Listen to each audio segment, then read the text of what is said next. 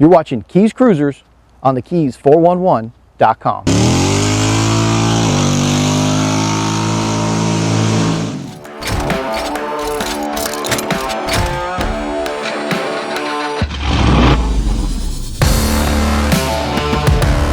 Hi, I'm Mark Senmartin, and this is my 1967 Chevrolet Camaro.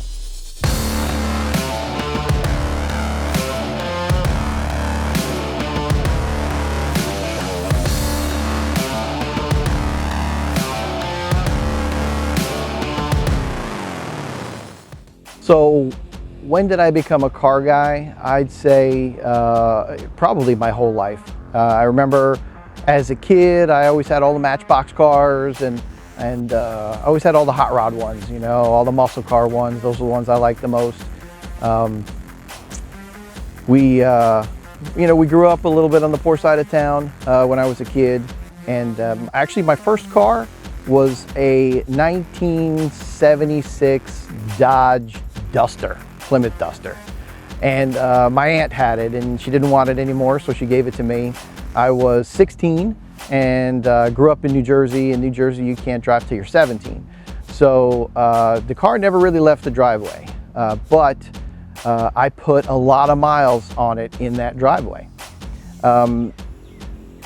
It had a 6-cylinder automatic. It was a horrible, ugly car. Everybody knows what those things were. And I would do anything I could do to figure out how to get the tires to spin. And I figured out that you could pour bleach on the tires and then power brake it, and you could get the back tires to break loose, or at least one of them, and you could have a huge smoke show in your driveway. So I had my little 6-cylinder screaming in the driveway for about 30 feet, back and forward, and trying to figure out how to get it to smoke the tires. We did a lot of neutral drops. So if you remember what that is, you know, you kind of put it in neutral, you hold it to the floor, and bam, you slam it into gear. We did that probably as many times as it let us until the transmission went bye-bye. But that was my first car, and like I said, it never even left the driveway on the road. But after that, it's always been some kind of hot rod or another. Had a 64 Nova Super Sport, had another 67 Camaro. Just a lot of cool cars. I had 78 Firebirds, kind of Smokey and the Bandit style. A little bit of everything. Just always into them. I'm a mechanical guy, so you know I could relate to them. Always easy to work on, and we made do with what we had.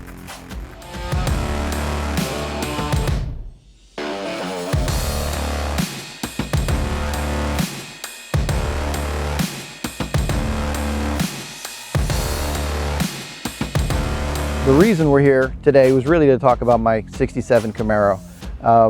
I've probably had it now for about 12 years.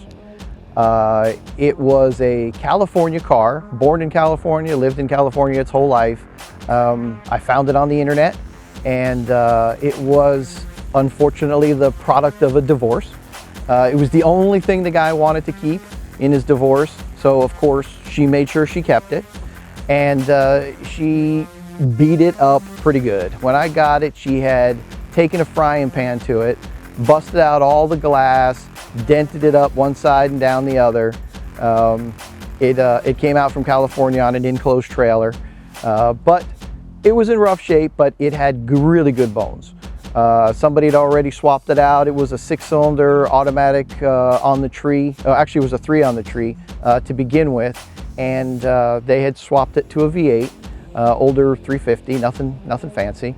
But once I got it, I went to work on it, and little by little, starting at the front, we converted the standard headlight system into the Rally Sport headlight with the hideaway headlights in there. Swapped the motor out. I've got a 383 stroker motor. It's pushing about 515 horsepower on the dyno. We recently upgraded the carburetor, the fuel system to fuel injection, the Holley fuel injection system, the Sniper, MSD ignition, and we just kept going from there. It had drum manual brakes. We swapped them out to power disc. It had manual steering. We swapped it out to power, you know, beefed up the cooling system, pretty much all of it, you know, from the front back.